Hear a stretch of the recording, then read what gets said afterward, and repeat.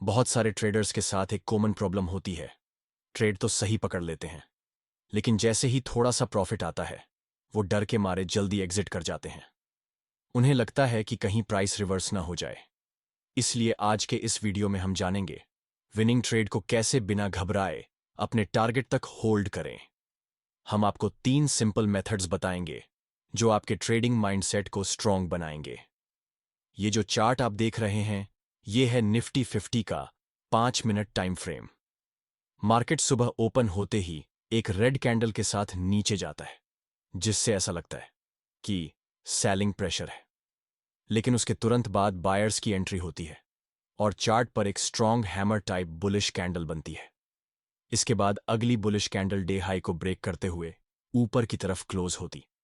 Chart पर एक clear bullish trade setup बनता है। बहुत से ट्रेडर इस ग्रीन कैंडल के नीचे स्टॉप लॉस सेट करके लॉन्ग ट्रेड ले लेते हैं। स्टार्टिंग में जब प्राइस ऊपर बढ़ती है तो स्क्रीन पर थोड़ा बहुत प्रॉफिट दिखने लगता है, लेकिन जैसे ही प्राइस हल्का सा करेक्शन करती है और 2 रेड कैंडल्स बनती हैं, कुछ ट्रेडर डर के मारे जल्दी एग्जिट कर जाते हैं। फिर कुछ ही समय बाद चार्ट पर एक और हैमर कैंडल बनती है और न्यू ट्रेडर्स दोबारा फ्रेश एंट्री कर लेते हैं।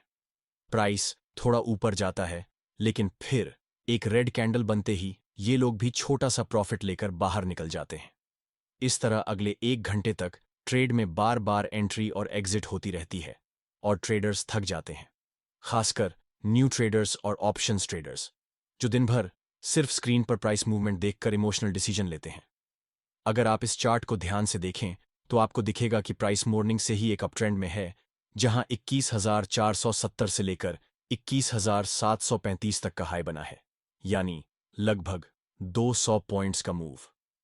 अगर आपने सिर्फ एटीएम ऑप्शन भी लिया होता तो प्रीमियम में कम से कम 100 पॉइंट्स का मूव मिल चुका होता। लेकिन यही सबसे बड़ा प्रॉब्लम है। डर की वजह से आप अपने विनिंग ट्रेड को टारगेट तक होल्ड नहीं कर पाते। इसलिए आज के इस वीडियो में हम सीखेंगे 3 ऐसे इंपॉर्टेंट मेथड्स जिनसे आप डर के बिना अपने ट्रेड को टारगेट तक कॉन्फिडेंटली होल्ड कर पाएंगे। तो चलिए शुरू करते हैं। सबसे पहले मेथड को समझते हैं। चलिए इसी चार्ट को फिर से एनालाइज करते हैं। यहां इस पॉइंट पर आपकी पहली ट्रेड एंट्री होती है। आपका स्टॉप लॉस या तो इस ग्रीन बुलिश कैंडल के लो के नीचे लगा होता है या फिर स्विंग लो के नीचे। जैसे ही प्राइस आपकी ट्रेड की दिशा में ऊपर बढ़ती है, आपको स्क्रीन पर कुछ प्रॉफिट दिखने लगता है। किसी भी ट्रेंडिंग मार्केट में अगर प्राइस को ट्रेंड कंटिन्यू करना है तो वो सीधे ऊपर नहीं जाती है, बल्कि छोटे छोटे करेक्शन करते हुए ही आगे बढ़ती है। यही प्राइस एक्शन का बेसिक रूल है, जिसके बारे में हम अपने पुराने वीडियो में भी बात कर चुके हैं। अब यहां जैसे ही प्राइस ऊपर बढ़ती है तो लोअर लेवल पर जो बायर्स पहले एंटर हुए थे, उनमें से कुछ प्रॉफिट बुक करते हैं, जिससे प्राइस थोड़ी नीचे आती है। लेकिन अगर आप ध्यान देंगे तो देख पाएंगे कि ये करेक्शन पिछले स्विंग लो को ब्रेक नहीं करता। इसका सीधा मतलब ये है कि यहां सेलर्स ने कोई नई स्ट्रांग एंट्री नहीं ली, ये सिर्फ प्रॉफिट बुकिंग का असर है। आपका स्टॉप लॉस इस लेवल से अभी भी दूर है, तो इस स्टेज पर ना तो घबराने की जरूरत है और ना ही जल्दी प्रॉफिट बुक करने की, क्योंकि अभी तक आपने अपने रिस्क के मुकाबले उतना प्रॉफिट गेन नहीं किया है कि आप उसे जस्टिफाई कर सकें। अब जैसे ही अगली कैंडल एक बुलिश हैमर बनाती है, वैसे ही वो सारे बायर्स जिन्हें पहले एंट्री का मौका नहीं मिला था, अब फ्रेश बाइंग करते हैं और मार्केट को फिर से ऊपर धक्का देते हैं। यहीं पर एक नया और स्ट्रॉन्ग स्विंग लो बनता है। इस वक्त आपको बस इतना करना है कि अपने पुराने स्टॉप लॉस को उठाकर इस न्यू स्विंग लो के थोड़ा नीचे शिफ्ट कर दें। इससे फायदा ये होगा कि अगर मार्केट अचानक से रिवर्स भी हो गया तो भी आपका स्टॉप लॉस अब एंट्री पॉइंट से ऊपर है, यानी आपका ट्रेड अब नो लॉस जोन में आ चुका है। जैसे जैसे मार्केट ऊपर जाता है और नए हायर लो बनते हैं, आप भी अपने स्टॉप लॉस को धीरे धीरे ऊपर की तरफ हर नए स्विंग लो के नीचे शिफ्ट करते जाइए।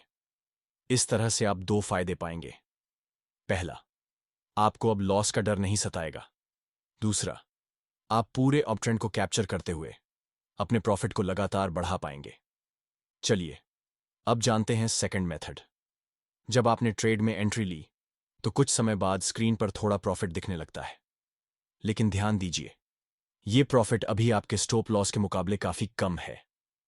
एक ऑप्शन बायर हैं, तो आपको अपने प्रॉफिट टारगेट को कम से कम 1 से 2 रिस्क टू रिवॉर्ड रेशियो के आधार पर प्लान करना होगा, क्योंकि ऑप्शन बायर्स का विनिंग परसेंटेज अक्सर बहुत कम होता है।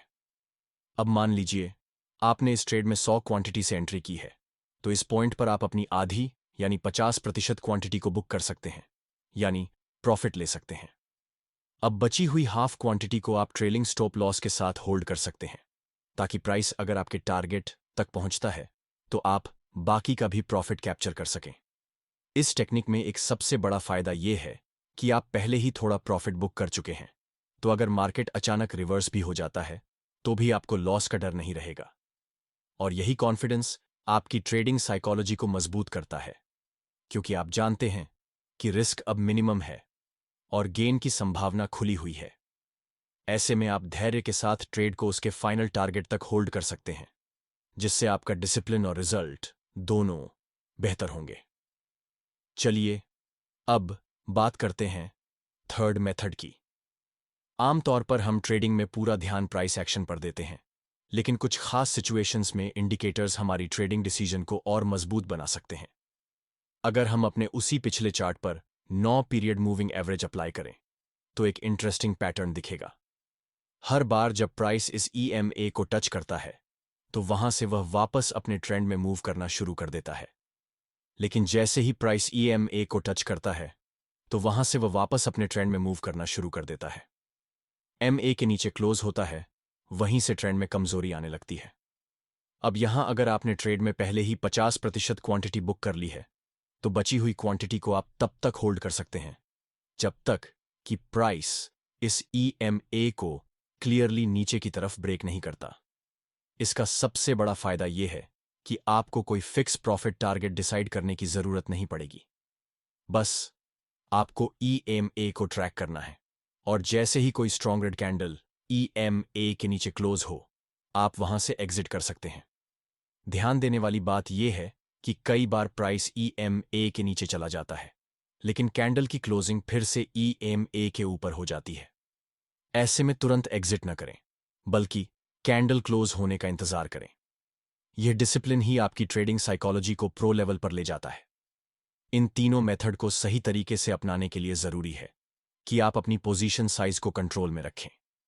तभी आप ट्रेड को बिना डर के लंबे समय तक होल्ड कर पाएंगे। शुरुआत में आप छोटी क्वांटिटी के साथ इन मेथड्स को प्रैक्टिस करें। कुछ हफ्तों या महीनों में आपको फर्क खुद दिखेगा, और जब आपकी साइकोलॉजी स्ट्रोंग हो जाएगी तब आप अपने ट्रेडिंग वॉल्यूम को धीरे धीरे बढ़ा सकते हैं। अगर आपको ये वीडियो अच्छा लगा हो तो इसे लाइक जरूर करें और चैनल को सब्सक्राइब करना न भूलें।